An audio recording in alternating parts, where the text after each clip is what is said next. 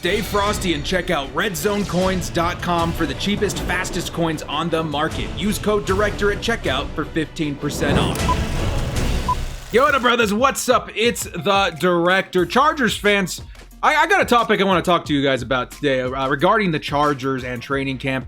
I feel like I'm pretty hyped up most of the time. Very optimistic channel when it comes to the Chargers, but I do think that there's some stuff that we maybe need to talk to as a fan base when it comes to some of our concerns. So in this video, I want to go over my top 5 biggest concerns from Chargers training camp so far, and I'm really interested to hear your guys' perspective of the situations and maybe how the Chargers may be solving these issues over training camp. So guys, before we get into this video, hit us up with a like and sub if you do enjoy this content. The small amount of time you guys take to hit the like, sub, and bell notification helps me out a lot. Let's get into this video.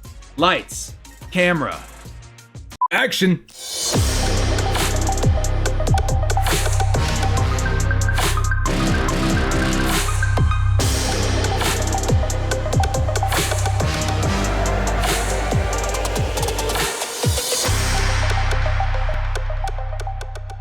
So the first thing that is concerning, and this is a concern that's mainly across all of the NFL, is a lack of preseason exposure.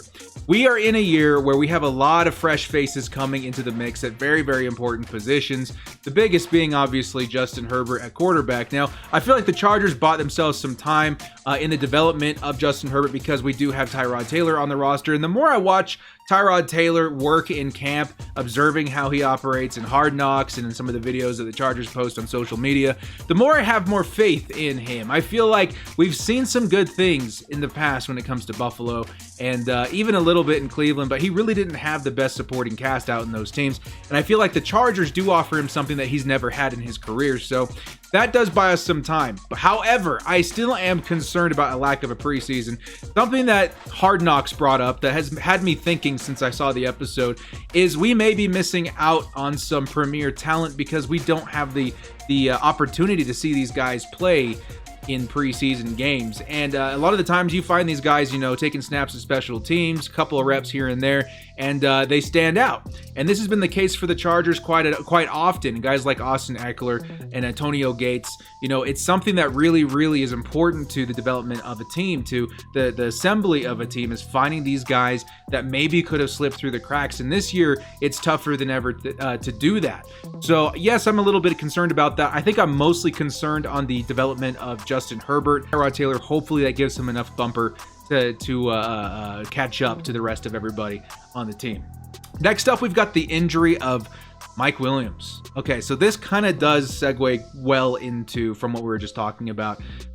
Mike Williams goes down. It's an estimated couple of weeks before he makes the field again. They're optimistic that he makes week 1, but I think at worst he's going to miss like maybe weeks 1 and 2. So he's still going to be there for a majority of the season. We just got to make sure that he doesn't re-injure himself. But the big concern that I have coming into this, as well as having a lack of a preseason, is who's going to be taking the role here. You know, I've heard a lot about this guy Guyton, you know, fast receiver, that the Chargers really want to get more speed on the field. And I imagine that they're going to try and get him in the mix, but who do we really have behind? This is kind of what I was concerned about coming into the season for the Chargers when it came to depth at the wide receiver position, because we do have 2 really promising guys that we did draft this year in Joe Reed and KJ Hill, which are awesome. But Joe Reed, he could definitely maybe play the outside with KJ Hill playing the slot. The thing is, KJ Hill playing the slot, I don't know how many times we're going to see him versus Keenan Allen, so it's kind of situational.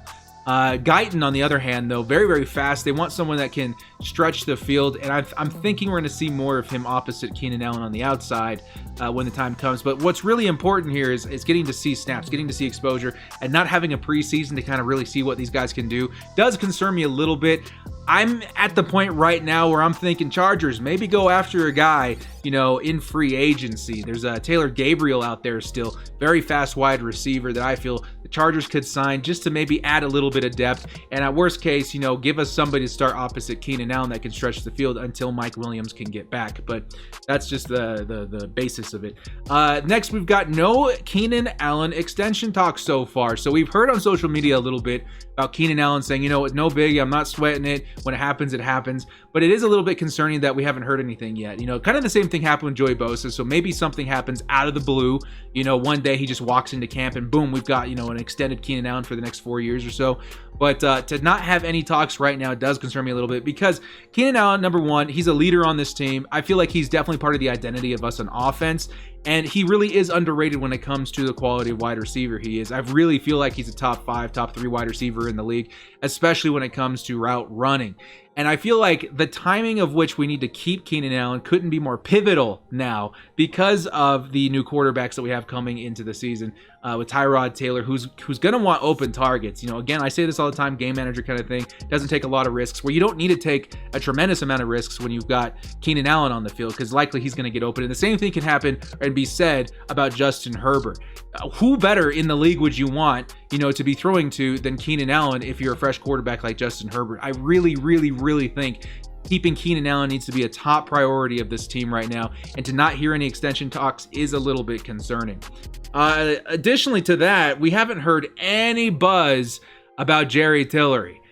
This does concern me a little bit as well. Jerry Tillery, dudes, first round pick last season. A lot of people using the B word right now, bust. Just because we haven't seen much productivity out of him. And I can kind of get behind a little bit of the skepticism there, because obviously taking him with such a high pick, we're hoping that he would be that next, you know, nice rush threat down the middle. And at the same time, I'm not quite seeing that from him. I'm not hearing any buzz about it. And it would be an awful shame if we wasted that first round pick last season when there was other really good players available. But I'm not giving up hope yet. I just wish we were hearing something, seeing something, having some kind of idea of what to expect from Jerry Tillery this upcoming season, because yes, we invested a lot in him. Having him play opposite Linval Joseph right next to Joey Bosa, I feel like if he can really tune in, if he can really hone in, you know, what made him so special in Notre Dame, we'd have a very special unit at the defensive line. We already do, but to have another guy like a first round pick caliber guy, you know, next to Linval Joseph, that could be a huge difference maker in whether or not the Chargers force more turnovers this year, which they really need to pick up on. We've been one of the league, you know, lowest in turnovers for the past couple of seasons. So I'm really hoping we hear some stuff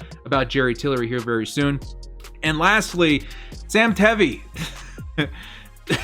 Do I need to get into this any further? Now, an injury, I don't know how extensive it was, but to Trey Pipkins is I feel like why Sam Tevi's been pushed into the starting role at left tackle. I've heard some Chargers fans say that he had some success on the left side of the line prior to moving to the right side of the line, but I am very concerned about the left tackle position right now, and likewise the left guard. You know, we got Dan Feeney and I think Forrest Lamp, you know, battling it out for that position. But left tackle, widely regarded as the most important position on the offensive line, is probably the biggest question mark on this entire team for me right now. And it's definitely making me sweat a little bit. Is Sam Tevi really going to be the plan going into week 1 versus the Bengals?